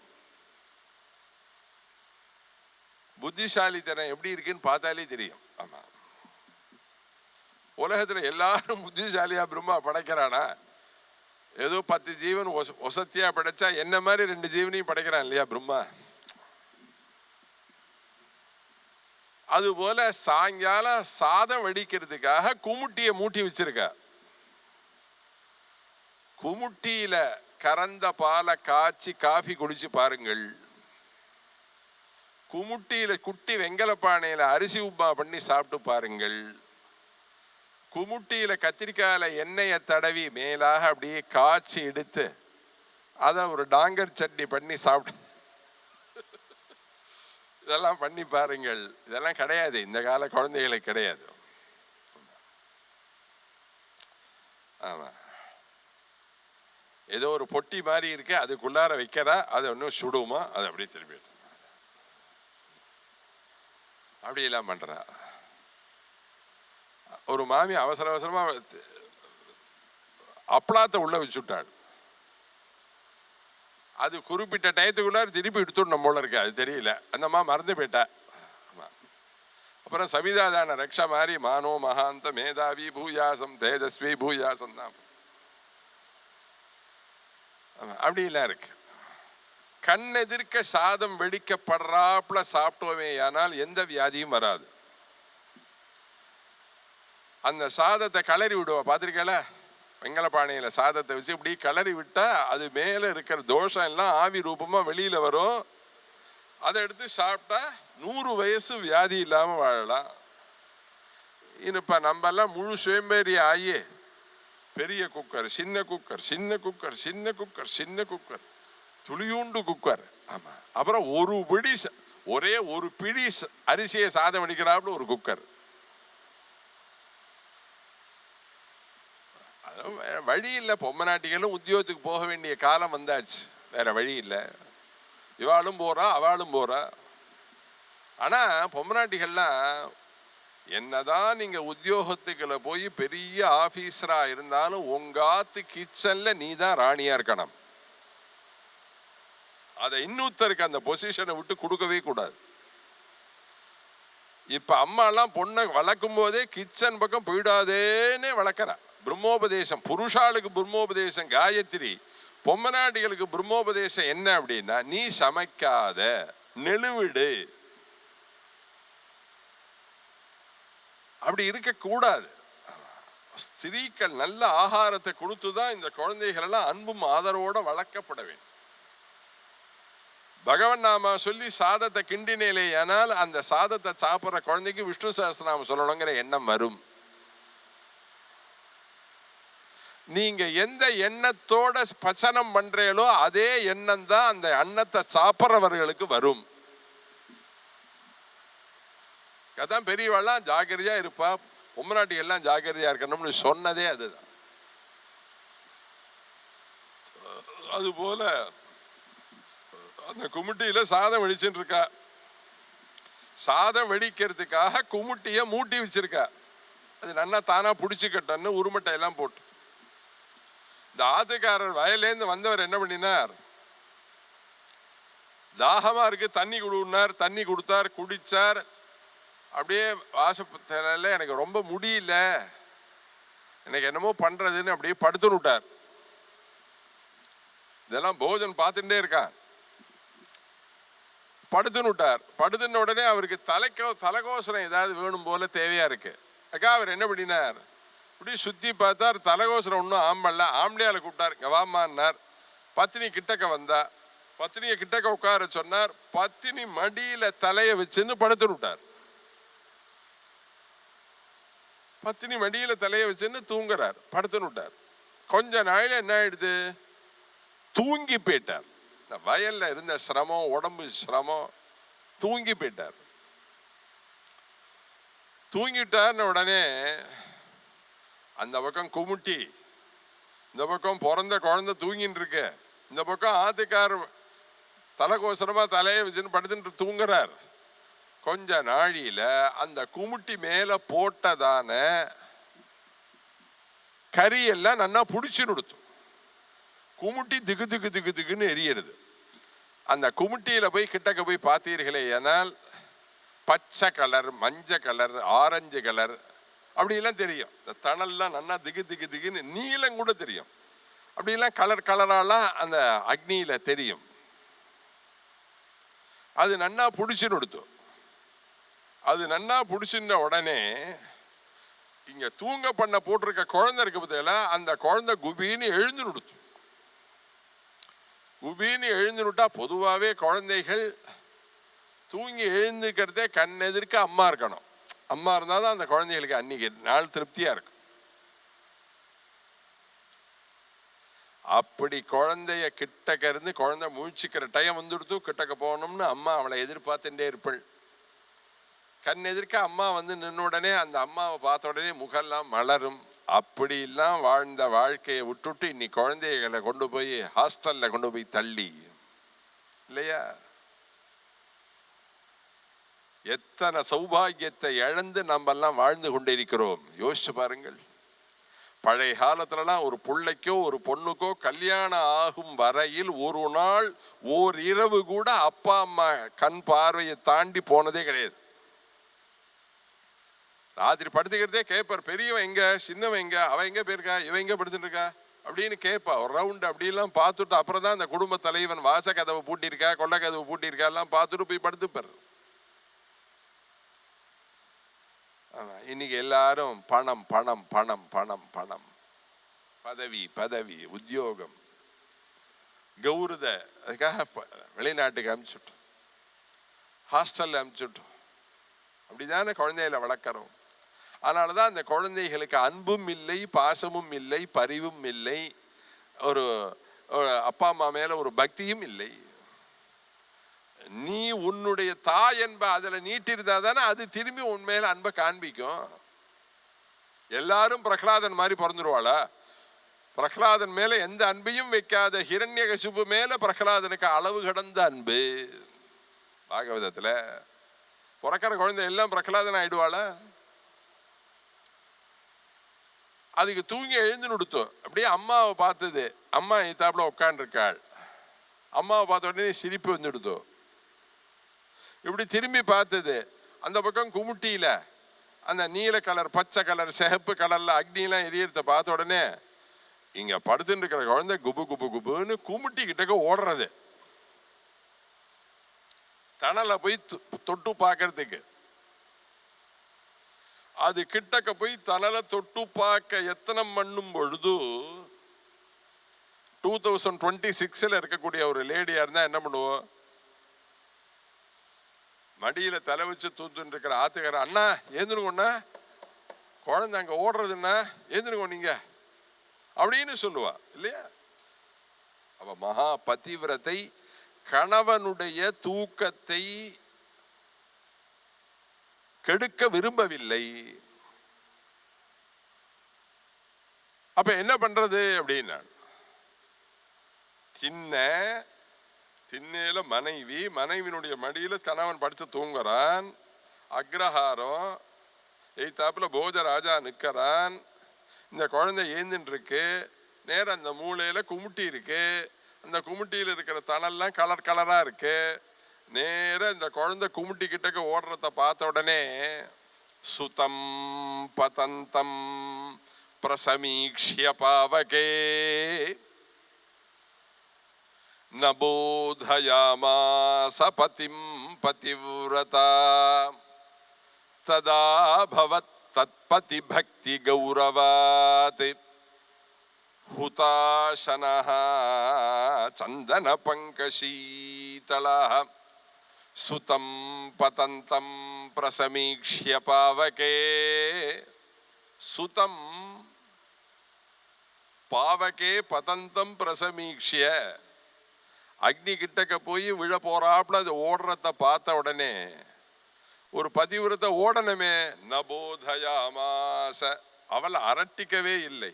ஏன் நாள் இந்த குழந்தை ஓடுறதுன்னு உடனேவே என்ன அப்படின்னா கை அப்படி மேல தூக்கினாள். ஹே அக்னே, ஹே அக்னி பகவானே, நான் பதிவிரதை என்பது சத்தியமாக இருக்குமே ஆகில் என் குழந்தையை நீ சுடக்கூடாதுன்னாள். நபோதயாமாஸ பதிம் பதிவ்ரதா. அத சொன்ன உடனே ததா பவத் தத்பதி பக்தி கௌரவாது, பக்தி கௌரவாது, ஆத்துக்காரன் மேல வச்சிருக்கக்கூடிய பக்தியினுடைய கௌரவத்தினால அந்த இந்த சொல்லி முடிஞ்ச உடனேயும் அடுத்த செகண்ட் அந்த குழந்தை அந்த குமுட்டிக்குள்ளார கைய உள்ள விட்டு 10 விரல்லையும் 10 கனலை வச்சுட்டு இருக்கு. தனல உள்ள ஒவ்வொரு கலர்ல எரிஞ்சிட்டு இருக்கு. ததா பவத் தத்பதி பக்தி கௌரவாத் ஹுதாசனஹ சந்தன பங்கசீதளஹ. அங்க இருக்கக்கூடியதான அக்னி கனல் எல்லாம் எப்படி இருந்ததுனால் சந்தனம் மாதிரி ஜில்லுன்னு இருந்தது. ஹுதாசனஹ சந்தன பங்கசீதளஹ. நான் கதை சொல்லிவிட்டேன். ஆனா அந்த ஓரமா நின்று பார்த்து நிற்கிற போஜராஜன் கண்ணிலேருந்து தாரியமா ஜலம். ஆஹா, எப்பேற்பட்ட பதிவிரதை இவள். இவ சொன்னான உடனே அக்னி சுட மாட்டேங்கிறானே. அந்த மாதிரி ஒரு பதிவிரதைகள் வாடும் காலத்தில் ராஜ்யத்தை ஆளக்கூடிய பாக்கியத்தை நான் பண்ணினேனே. போஜராஜா சந்தோஷப்பட்டார். அதனாலதான் ஸ்திரீக்களுக்கும் அக்னிக்கும் ஒரு சம்பந்தம் உண்டு.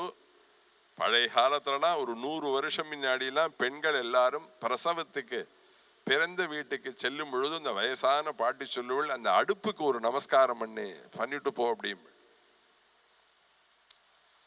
அந்த பெண்ணும் நமஸ்காரம் பண்ணுவள் எரிஞ்சிட்டு இருக்கிற அடுப்புக்கு. ஹே அக்னே, நான் பிரசவத்துக்காக பிறந்தாத்துக்கு போறேன், நான் திரும்பி வந்து இந்த அன்னதான கைங்கரியத்தை ஏத்துக்கணும், நீ தான் கூட இருந்து என்னை ரட்சிக்கணும் அப்படிலாம் பிரார்த்தனை பண்ணிட்டு.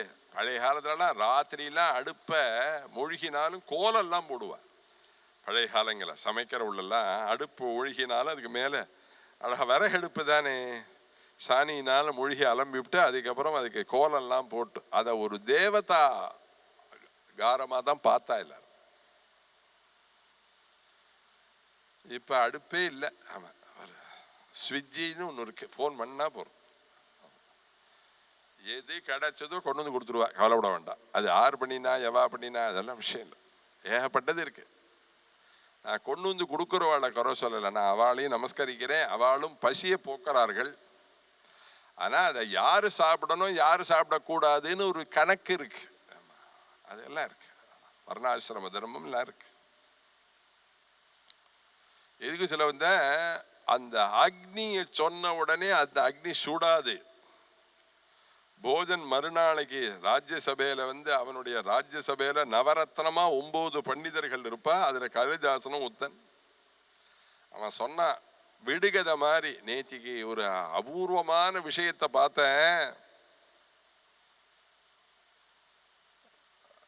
அக்னி கனல் எல்லாம் சந்தன கட்டி மாதிரி இருக்க கண்டேன் அப்படின்னு கடைசி வரி 4வது வரிய மாத்திரம் சொல்லி முதல் 3 வரி உங்களுக்கு எல்லாம் சொல்ல தெரியுறதான்னு கேட்டான்.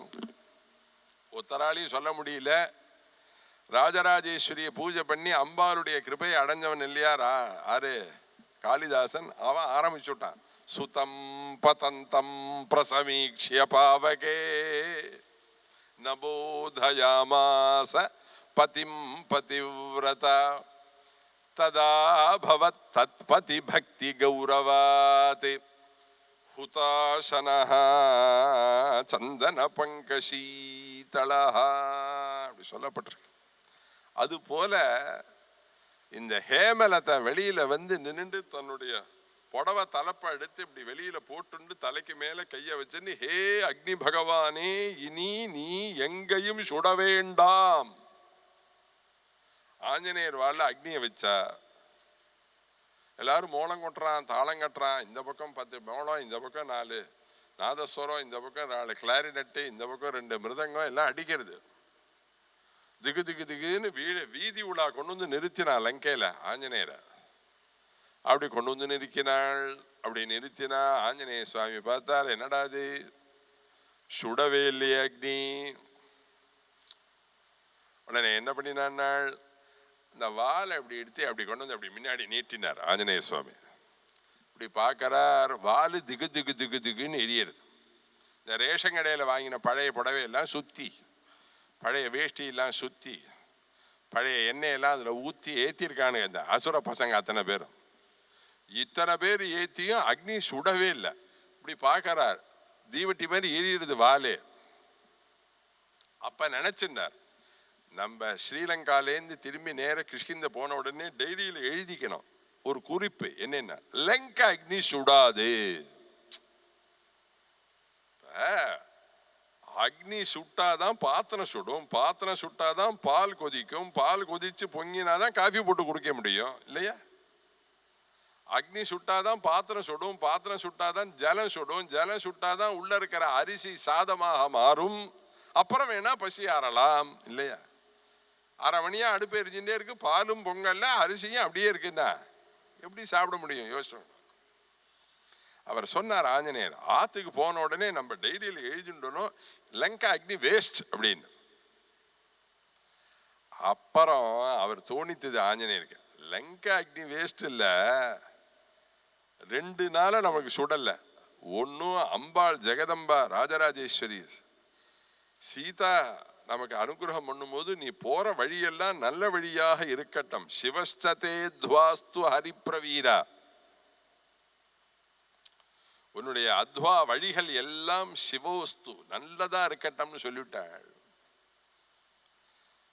அதனாலதான் நம்மள சுடல்ல, இது மங்களமாகட்டன் விட்டாள், சிவாஸ்து மங்களமாக இருக்கட்டன் விட்டாள், அதனால சுடல்ல. இன்னொன்னும், நம்ம அப்பாவும் அக்னியும் ஸ்நேகிதாள், வாயுவும் அக்னியும் ஸ்நேகிதாள். நீங்க வேணா பார்க்கலாம், ஆத்துல உட்காண்டே இருப்போம், கரண்ட் போயிடும், ஃபேன் ஓடாது, மேலெல்லாம் வேர்த்து கொட்டும். சரி ஒரு தீபத்தை ஏத்தலாம்னு இப்படி எடுத்து அக்னியை மூட்டுறதே திடீர்னு ஒரு காத்து வந்து அதை அணைச்சிடும். ஏன்னா அக்னி பகவானும் வாயு பகவானும் ஸ்நேகிதாள், குபேரனும் பரமேஸ்வரனும் ஸ்நேகிதாள். இவாவாளுக்கு இவாவா ஸ்நேகம்னு கணக்கு. அதனால ஆஞ்சநேயர் நினைச்சார், அதனால இல்ல நம்ம அப்பாவோட ஸ்நேகிதர் அதனால சுடல்ல அக்னி, அம்மாவோட ஆசீர்வாதம் அதனால சுடல்ல அக்னி, இவாத்து சொத்து நமக்கு வேண்டாம், இவாத்து சொத்தை இவாழ்கிட்டயே கொடுப்போம்னு எல்லாரையும் வச்சார் சொக்கப்பான மாதிரி. விபீஷண கிரகம் பித்வா ஒவ்வொரு வெதுவா வச்சார். சொக்கப்பான மாதிரி எரியறது எல்லாம் திகு திகு திகு திகு திகு திகுன்னு எரியறது. ஆச்சரியம் இல்ல, இந்த டான்ஸ் ஆடுறதே ஒரு நீல கலர் சிகப்பு கலர் இப்படி ரவுண்டு ரோல் ஒன்று சுத்துறா இல்லையா அந்த மேடையில, அப்ப டான்ஸ் ஆடுறதே ஒவ்வொருத்தர் ஒவ்வொரு கலரா காண்பிக்கப்படும். அது மாதிரி ஆஞ்சநேய சுவாமி எரிஞ்சின்னு இருக்கிற வீடுல சில வீடு சரியா எரியலையோன்னு ஒன்ஸ் மோர் உள்ள வரார். சில இடம் சரியா எரியலைன்னு, ஒரு வீடு சிகப்பா எரியறது, ஒரு வீடு பச்சளையா எரியறது, ஒரு வீடு மஞ்சளா எரியறது. அந்த சிகப்பு வீடை தாண்டதே செக்கச்சவைன்னு தெரிகிறார், பச்சை வீடை தாண்டதே பச்சை, அது எல்லாம் அப்படியே வர்ணிக்கப்பட்டிருக்கு. வால்மீகி மகர்ஷி அப்படிலாம் வர்ணிச்சிருக்காரு. அதுல அப்படி லங்கையை முழுக்க ருத்ரேன திரிபுரம் யதா, பரமேஸ்வரன் எப்படி திரிபுரத்தை எரிச்சாரோ அது போல லங்கையை எரிச்சார். அப்புறம் சமுத்திரத்துல ஜலத்துல இந்த நரனான நம்மளை விட வானரத்துக்கு சரீரத்து மேல அபிமானம் ஜாஸ்தி. அதுக்காக என்ன பண்றது, அவர் என்ன நினைச்சுட்டார், ஓஹோ பொசுங்கியே போயிடுத்து போட்டு இருக்கு வாயில நம்ம வால் எல்லாம். என்னடா பண்றது, நம்ம என்ன வாழை ஏதாவது ஒட்ட வச்சுக்க முடியுமா, அதுக்கு ஏதாவது கிரீம் இருக்கா, அதுக்கு ஏதாவது மாத்திரை இருக்கா, ஒன்றும் தெரியலையே. அதுக்காக சமுத்திர ஜலத்துல அப்படி அப்படி ஒரு நினைச்ச அப்படி வெளியில எடுத்தார். பொசுக்கு இங்க போயிருக்குமோன்னு அப்படி எடுத்து பார்த்தார். ஒரு முடி பொசுங்க இல்லையா, சுந்தரகாண்டத்துல சொல்லி ஒரு முடி பொசுங்க இல்ல.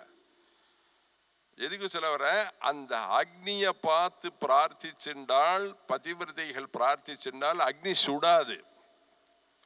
தீட்சிதர் கதையில சொல்லிட்டாரேன்னு நாளையில இருந்து அப்படிலாம் கணக்கு பண்ண வேண்டாம், அப்படி அர்த்தம் இல்ல. நம்ம அக்னிட்ட பக்தியா இருந்தால் அக்னி சுடாது, அக்னியை தாண்டக்கூடாது. குமுட்டி இருந்தா அதை தாண்டி போக மாட்டார்கள், பிரதட்சணமா போவார்கள். நமக்கு இப்போ ஒரு கணக்குன்னு தெரியலையே, ஒரு ஆமா குழம்ப பரமாறினே சுவிட்ச போடுறாள். இந்த குழம்பு போட்டு தொட்டு இருக்கமே, சாதத்தை தொட்டமே, இது 10ன்னு தெரிய வேண்டாமோ.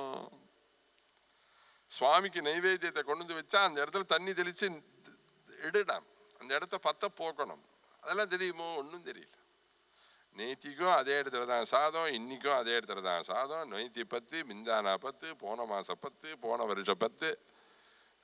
இல்ல ஆச்சார பிரபு தர்மஹானே, ஆச்சாரம்தான் முக்கியம். இந்த ஆச்சாரத்தை விட்டுட்டீர்களே ஆனால் தர்மம் பலிக்காது, கர்மா பலிக்காது. அதனாலதான் ஸ்ராத்தம் ஸ்ராத்தம் ஸ்ராத்தம், ஈரம் ஈரம் ஈரம் அப்படி.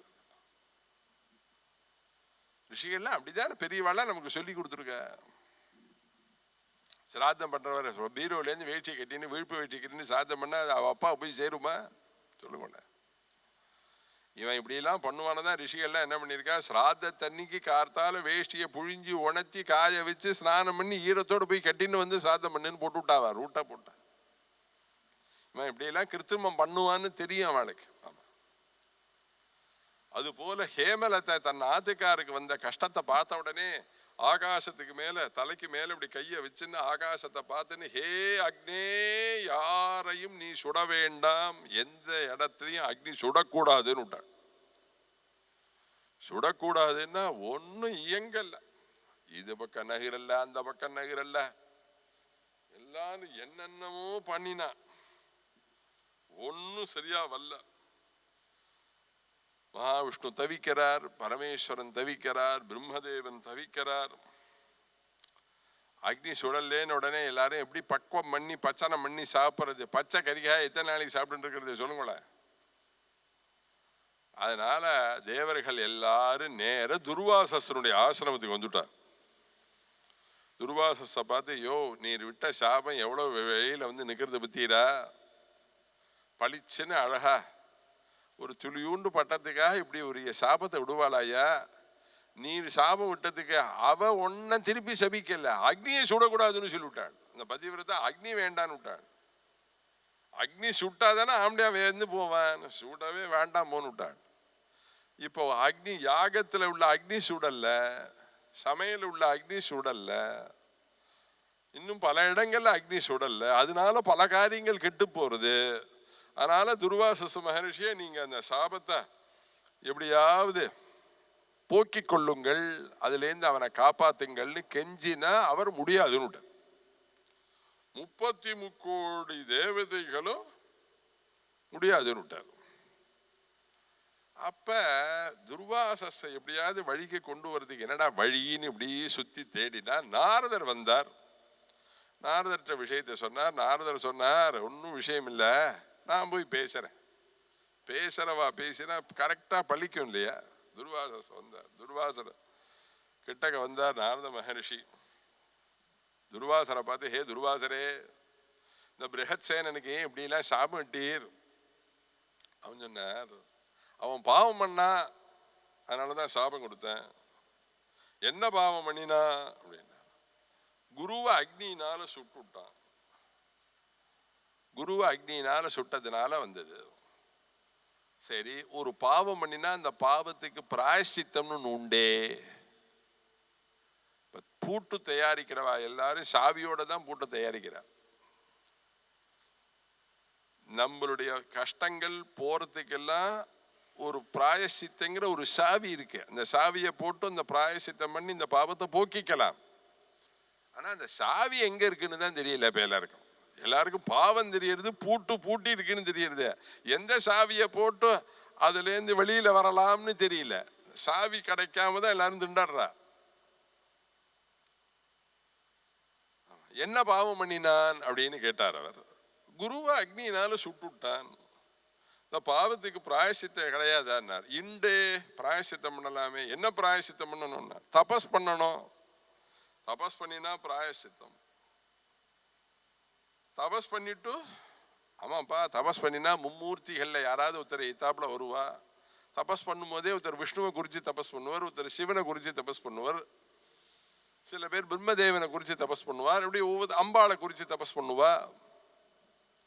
அது மாதிரி தபஸ் பண்ணும் போனா மும்மூர்த்திகள்ல யாரோ ஒருத்தர் வந்து அவளை வந்து எத்தாப்புல வந்து நின்றுட்டு அவனுடைய பாபத்தை போக்கி அவனுடைய க்ஷேமத்தை கொடுப்பாள். அவளை போய் தரிசனம் பண்ணினாலே, மும்மூர்த்திகள்ல யாரோ ஒருத்தர் தரிசனம் பண்ணினாலே பிராயசித்தம். தரிசனம் பண்ணினா என்னென்ன கிடைக்கும் அப்படின்னு கேட்டார் நாரதர். இந்த ஜென்மா இல்ல, 7 பிறவிக்கும் பண்ணிக்கூடிய பஞ்சமகா பாதகங்கள் எல்லாம் அந்த சுவாமி பிரத்யட்சமாகும் போது அவரை பார்த்த உடனே நிவர்த்தி ஆயிடும்னார். அப்ப அவர் சொன்னார், வழிக்கு வாங்க, இப்ப கரெக்டா வந்துட்டேன் இல்லைங்க. இப்ப இப்படி எல்லாம் பேசினது அதுக்கு தான். பிருஹத்சேனம் வேணும்னு கையினால கரண்டினால அக்னி எடுத்து உங்க தலையில போடல, உங்க முதுகுல போடல, வேணும்னு பண்ணல. உமக்கு அக்னிஹோத்திரத்துக்கு உபாசனத்துக்கு அக்னி மூட்டை தான் அக்னியை மூட்டினானே ஒழிய அவனுக்கா அக்னி எடுத்து கொண்டு வந்து உங்க மேல அவன் போடவில்லை, தெளிக்கவில்லை.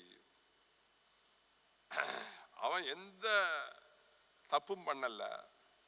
உமக்கு சௌகரியத்துக்காக பண்ணினதுக்காக அவனுக்கு இப்படி ஒரு சாபம் இட்டு இப்ப அவாத்து மாமி அக்னி சுடக்கூடாதுன்னு சொன்னதுனால பிருஹத்சேனன் வீட்டு வாசல்ல 33 கோடி தேவதைகள் நிற்கிறார்கள். பிரம்மதேவன் வந்து நிற்கிறான், பரமேஸ்வரன் வந்து நிற்கிறான், மகாவிஷ்ணு வந்து நிற்கிறார், இத்தனை பேர் நிற்கிறா. இத்தனை பேரையும் அவன் தரிசனம் பண்ணினான். யாரு?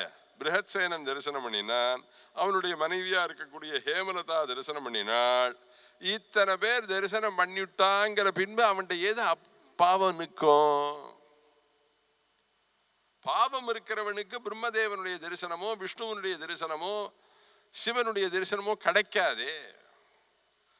அவன் பாவம் பண்ணாததுனால தானே அவனுக்கு வந்து இந்த மாதிரியான ஒரு சூழ்நிலை ஏற்பட்டது. அவனுக்கு என்னமோ பெருசா நரகாக்னியில பெரிய சொல்லிட்டேங்கிறாளே. அப்ப தேவதைகளே வந்துட்டாளா வாத்துக்கு? 33 கோடி தேவதைகள் வந்துட்டாளான்னார். எல்லாம் வந்துட்டா. இப்ப என்ன பண்ணணும் நீங்க? என்ன, நான் பிருஹத்சேனனுக்கு கொடுத்த சாபம் பழிக்க வேண்டாம்னு நீர் சொன்னீரேயானால் அந்த ஹேமலத்தை அக்னி பழையபடி வரட்டம்னு சொல்லுவள். அவள் பழையபடி வரட்டும், அக்னிலாம் சுடட்டம்னு சொன்னாதான் பிரபஞ்சம் இயங்கும். உம்மால இத்தனை பிரபஞ்சமும் இப்ப திண்டாடி திருப்புருக்கிறது. சித்த இறங்கி வாரீங்க அப்படின்னு நாரதர் சொன்ன உடனே துர்வாசஸ் கிட்டக்க இருக்கிற தீர்த்த பாத்திரத்தை எடுத்து நாரதரை ஆசமனம் பண்ணிவிட்டு கை நிறைய ஜலத்தை எடுத்துண்டு அந்த பிருஹத்சேனன்கிற சிஷ்யனுக்கு நான் இட்டதான கல்பகோட்டி காலம் அக்னியில வேகனம்னு சொன்னதான அந்த சாபம் எல்லாம் நீர்த்து போகட்டும், அந்த சாபம் அவனை போய் தொட வேண்டாம், அந்த சாபமும் அழியட்டும் அப்படின்னு பூமியில ஜலத்தை விட்டுட்டார். அப்பா, ஒரு வழியா பிருஹத்சேனனை காப்பாத்தியாச்சேன்னு 33 கோடி தேவதைகள் சந்தோஷத்தை அடைஞ்சு நேர ஹேமலதையாதுக்கு போனா. இங்க பிருஹத்சேனன் ஹேமலத்தை உத்தராதிரி கொடுத்தனம் பண்றா இல்லையா, அந்த வீட்டுக்கு நேர ஓடினார்கள். அந்த வீட்டுக்கு நேர ஓடி போய் அவனை போய் பார்த்து,